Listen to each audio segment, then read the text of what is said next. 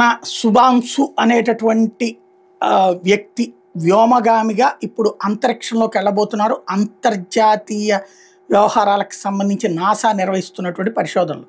ఇప్పుడు శుభాంశు మీద వ్యోమగాములే ప్రశంసలు కురిపిస్తున్నారు. మిగతా వాళ్ళందరూ కూడా యాక్సియం 4 మిషన్లో భాగంగా మంగళవారం రాజశీలోకి పయనమవుతున్నటువంటి భారత వ్యోమగామి శుభాంశు శుక్ల ఈ యాత్ర కోసం చేపట్టిన సన్నాహాలను అద్భుత ప్రయాణంగా అభివర్ణించారు. 39 ఏళ్ల శుభాంశును సుక్స్గా పిలుస్తారు. మరో 3 వ్యోమగాములతో కలిసి ఆయన మంగళవారం అమెరికాలోని కెనడా అంతరిక్ష కేంద్రం నుంచి డ్రాగన్ వ్యోమనౌకలో నింగిలోకి ప్రయాణం కాబోతున్నటువంటి సంగతి తెలిసింది. యాత్రకు ముందు శుభాంశుకు సంబంధించినటువంటి వీడియో యాక్సియం స్పేస్ సంస్థ విడుదల చేసింది. యాత్ర దిశగా సాగిన సన్నాహాలు, అద్భుత ప్రయాణం, ఓ మహత్తర కార్యక్రమంలో పాలు పంచుకోవడం నాకు దక్కినటువంటి గొప్ప అదృష్టం అని ఆయన ఆ వీడియోలో పేర్కొన్నారు.